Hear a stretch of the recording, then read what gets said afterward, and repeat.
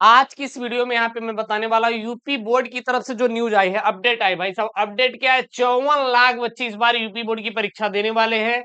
एक बात याद रखना, जितने भी यूपी बोर्ड के छात्र हैं, जितने भी छात्र छात्राएं, वो बिल्कुल एसके में स्टडी जुड़ जाए, क्योंकि हम तैयारी कराएंगे बोर्ड के। अब आपके पास विद इन टू मंथ यार, बस 2 महीने बच्चे हुए, इससे ज्यादा टाइम नहीं बचा गुरुदेव। कैसी अक्टूबर में आपका बीत जाएगा छुट्टियों में, नवंबर में कुछ ना कुछ छुट्टियों में बीत जाएगा, दिसंबर में भी। तो कुल कट पिट करके देखेंगे 60 दिन का वक्त बचा हुआ है। जनवरी का मत ऐड करो यार, क्योंकि जनवरी में आपकी प्री बोर्ड परीक्षाएं, प्रैक्टिकल परीक्षाएं होंगी, भाग दौड़ में खत्म हो जाएगा। फरवरी में आपकी बोर्ड परीक्षा है, तो 2 महीने का टाइम बचा हुआ है। आप मेहनत करना शुरू कर दीजिए। मैं आपके लिए वो पेपर ला रहा हूं जिससे आप 95 स्कोर कर सकते हैं, और वो पेपर आप पढ़ना शुरू कर दीजिए।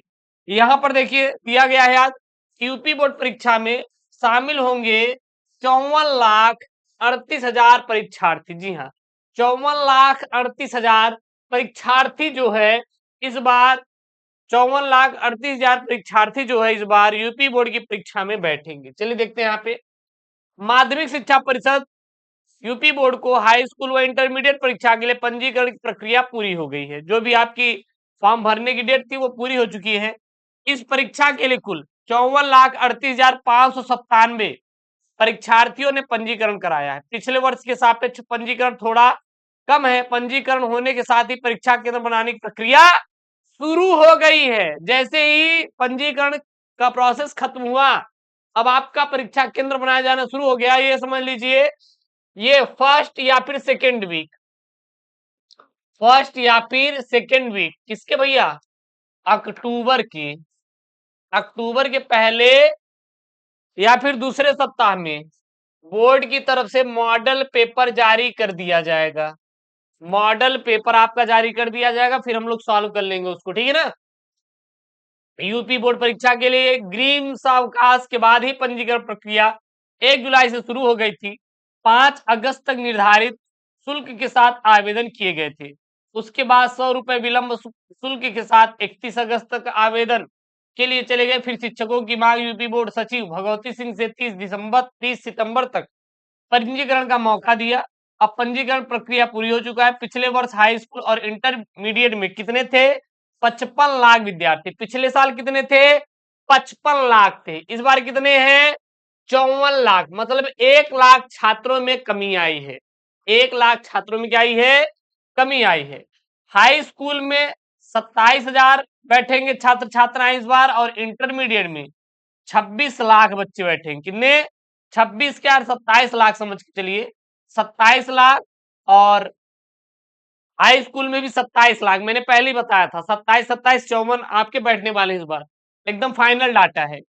9वीं और 11वीं के लिए जो आया हुआ है 20 सितंबर को पूरी हो गई थी, जिसके लिए 9वीं में 29 लाख आया था और 11वीं में 25 लाख। मतलब पिछले साल जब बोर्ड में बैठेंगे तो वही 25 में से मान ली 24 ही लाख बैठेंगे, मतलब और कम हो जाएंगे बच्चे, 2-3 लाख, ठीक है ना। यह परीक्षार्थी अगले वर्ष बोर्ड की परीक्षा में शामिल होंगे। तो भैया अब आपका क्या है, जो पंजीकरण की तिथि है वो खत्म हो गई है, पूरा कर ली गई है। पूरा डाटा सामने अब आपके सामने आ चुका है कि 54 लाख बच्चे इस बार यूपी बोर्ड की परीक्षा देंगे। ये सब आपका डाटा रहा। और अब केंद्र का निर्धारण भी शुरू हो गया कि भैया 54 लाख बच्चे हैं, तो उनको कहाँ कहाँ पे कौन कौन सा सेंटर पे बैठाया जाएगा, ठीक है ना। और जो भी प्रोसेस है शुरू हो चुका है। साथ ही साथ ज्यादा फोकस किया गया किस पे, नकल विहीन परीक्षा कराने की मशक्कत पर। यानी कि इस बार जो आपका बोर्ड का केंद्र बनाया जाएगा उसमें बहुत सक्रियता बरत रहा है। इसके लिए विद्यालयों के उनके संसाधन के साथ 25 सितंबर तक आवेदन ले लिया है। मतलब ये बोला गया है कि आपके पास ऐसे क्या क्या संसाधन है जिसके द्वारा हम नकल को रोक सके। नकल उकल होने वाला नहीं है यूपी बोर्ड में, ध्यान देना भैया।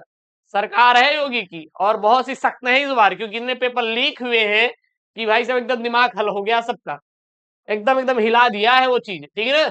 पिछले वर्ष सभी विद्यालयों की ऑनलाइन निगरानी हुई थी, इस बार उसी तर्ज की निगरानी होगी। उसके साथ सभी CCTV, DVR, internet bandwidth, UPS का विवरण भी लिया गया। मान लीजिए बहुत लोग करते क्या है कि एक काम करिए, हम एग्जाम के दौरान सीसीटीवी ऑफ कर देंगे और कुछ भी बता देंगे कि लाइट चली गई, ये चली गई, वो चली गई। भैया बिल्कुल नहीं, सीसीटीवी ऑफ नहीं होना चाहिए। इसीलिए आप यूपीएस रखो, जनरेटर रखो, लेकिन हमें 24 घंटे ऑन चाहिए। तो ये रहा भैया बोर्ड की तरफ से तैयारी। जितने बोर्ड परीक्षा देने वाले परीक्षार्थी हैं, अब अपनी परीक्षा जो टाइम है ज्यादा बर्बाद मत करिए, शुरू कर दीजिए पढ़ाई। बाकी आप बिल्कुल टेंशन फ्री होके पढ़िए, मैं आपके साथ हूँ, मस्त तैयारी करवाएंगे जोरदार तरीके से, एकदम टेंशन नहीं लेना है, ठीक है ना।